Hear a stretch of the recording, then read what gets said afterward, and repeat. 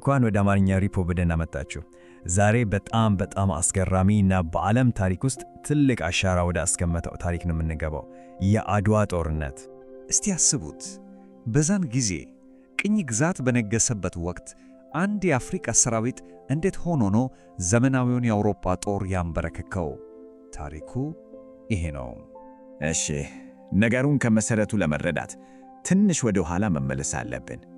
ወደ 1880ዎቹ ማለት ነው። በዛን ሰዓት የአውሮፓ ሀገራት የአፍሪካ ቅርጫ በሚሉት እብደት ውስጥ ነበሩ። አፍሪካን ልክ እንደ ኬክ እየቆራረጡ እርስ በርስ ሲቀራመቱ የነበረበት ጊዜ ነው። በዚህ ሁሉ ግርግር መሃል ግን አንዲት ሀገር ብቻ በጽናት ቆማ ነበር፣ ኢትዮጵያ። ከጣሊያንም ጋር የነበረው ግጭት የጀመረው በመድፍ ወይም በጦር ሳይሆን በሚገርም ሁኔታ በአንድ ወረቀት ነበር። ታሪኩ እንዲህ ነው። በ1069 የኢትዮጵያው ንጉሠ ነገሥት ዳግማዊ አፄ ምኒልክ የውጫሌ ውል የሚባል ስምምነት ከጣሊያን ጋር ይፈራረማሉ።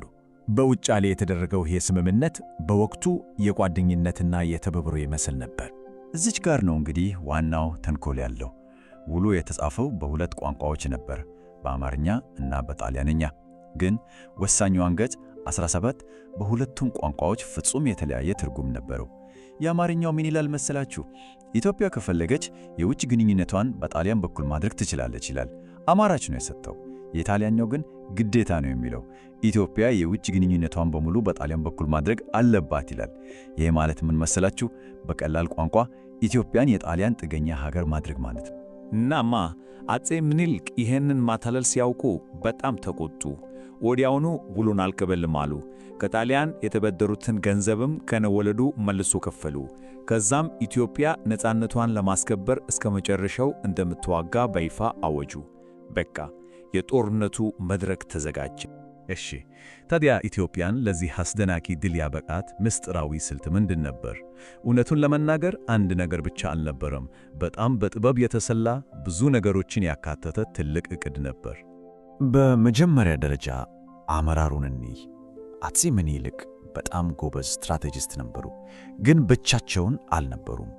ከጎናቸው የነበሩት እቴጌ ጣይቱ ብጡል ራሳቸው የጦር ጥበብ የተካኑ፣ ጦር ሜዳ ላይ ሆነው ስልት የሚነድፉና የራሳቸውን ጦር የሚያዙ ጀግና ነበሩ።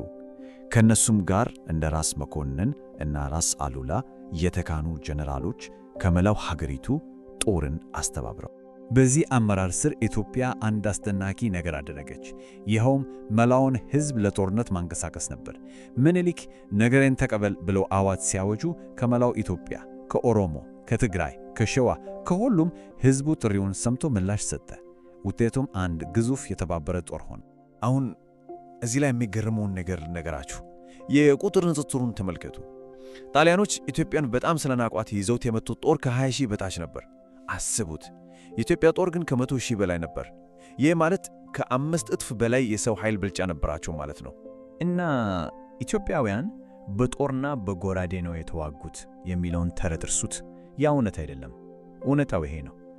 የኢትዮጵያ ጦር ከ100 ሺህ በላይ ዘመናዊ የአውሮፓ ጠመንጃዎች ነበሩት። ከዛም በላይ 42 ዘመናዊ መድፎች፣ እንዲያውም በዛን ጊዜ እጅግ ዘመናዊ የነበሩትን የማክሲም መትረየሶች ጭምር ታጥቆ ነበር። በመጨረሻም ዋናው የጦር ስልት መጣ። ኢትዮጵያውያን ለዘመናት ሲጠቀሙበት የነበረውን አፈና የሚባል ልዩ ስልት ተጠቀሙ። ይሄ በጣም አውዳሚ የመክበብ ስልት ነው። እስቲ በዓይነ ሕሊናችሁ ሳሉት። የጣሊያን ጦር በየተራራውና ሸለቆው ሲጓዝ በድንገት በዙሪያው ካሉ ተራሮች ላይ የኢትዮጵያ ጦር እንደ ጎርፍ ይወርድና ይከበባዋል። ከሁሉም አቅጣጫ ትኩስ ይከፍትበታል። የማምለጫ ቀዳዳ ሙሉ በሙሉ ይዘጋበታል። ይህ ነበረ ስልቱ። እናም መጋቢት 1 1896 ይሄ ድንቅ ዕቅድ አድዋ ላይ ሥራ ላይ ዋለ። ውጤቱም በመላው ዓለም ላይ ትልቅ የድንጋጤ ማዕበል ላከ። ለኢጣሊያን ይሄ ትልቅ ብሔራዊ ውርደት ነበረ። መንግሥታቸው ፈረሰ፣ ጦር መሪያቸው ለፍርድ ቀረበ። ለኢትዮጵያ ደግሞ ትልቁ ድል ነበረ። ነፃነቷ ሙሉ በሙሉ ተረጋገጠ፣ ሉዓላዊነቷም በዓለም ላይ ዕውቅና አገኘ። እዚህ ላይ ግን አንድ መዘንጋት የሌለበት ቁም ነገር አለ። ይሄ ድል ለኢትዮጵያ ብቻ አልነበረም።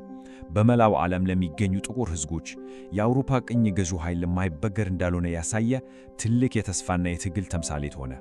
ይህ ደግሞ በሚገርም ሁኔታ የድሉን የረጅም ጊዜ ተጽዕኖ ያሳያል። የአድዋ መንፈስ ከአሜሪካው ማርከስ ጋርቬ ጀምሮ የራሳቸውን የአፍሪካ ሀገራት ነፃ ያወጡት እንደ ኳሜ ንክሩማ ያሉ መሪዎች ድረስ ለብዙ አስርት ዓመታት የጸረ ቅኝ ግዛት ትግሎችን አቀጣጠለ። እንዲያውም የአፍሪካ አንድነት ድርጅት የተመሠረተው የት መሰላችሁ? አዲስ አበባ፣ የዚህ ድል መነሻ በሆነችው ሀገር ዋና ከተማ ነው። እሺ፣ እስቲ አሁን ወደ ዛሬው ዘመን እንምጣና ይሄ ታሪክ እንዴት እንደሚታወስኒ። ከ125 ዓመታት በኋላም የአድዋ ትውስታ በጣም ጠንካራ ነው፣ ግን በተመሳሳይ መልኩ ውስብስብም ነው። ለአብዛኛው ኢትዮጵያዊ አድዋ የብሔራዊ ኩራትና የአንድነት ትልቁ ተምሳሌት ነው። ይህንን ትልቅ ታሪክ ለማክበርም በቅርቡ አዲስ አበባ ውስጥ የአድዋ ድል መታሰቢያ የሚባል ግዙፍ ሙዚየም ተከፍቷል። ግን ይህ የጀግንነት ታሪክ በሁሉም ዘንድ እኩል የሚታይ አይደለም። ለምን?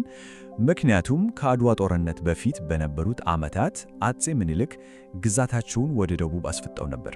ስለዚህ በእነዚህ ሕዝቦች እይታ የአድዋ ድል የእነሱን ነፃነት አላመጣም። ይልቁንም የእነሱን ቀንበር ያጸናውን የንጉሡን ኃይል የበለጠ ማጠናከር ነበረ ብለው ያምናሉ። ታዲያ የ1896 ጦርነት ዛሬም ድረስ ይህን ያህል የሚያነጋግረን ለምንድን ነው? ምክንያቱም የአድዋ ትውስታ ሁለት ገጽታ አለው። በአንድ በኩል በመላው ዓለም በሚሊዮኖች ለሚቆጠሩ ሰዎች የነፃነትና የትግል ተምሳሌት ነው።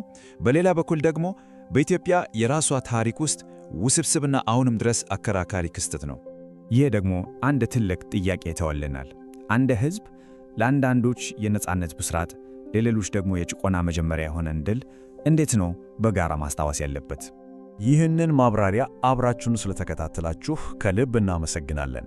ሌሎችም አጓጊ ታሪክ ማብራሪያችን ለማግኘት የአማርኛ ሪፖን ቻናል መከተል እንዳትረሱ።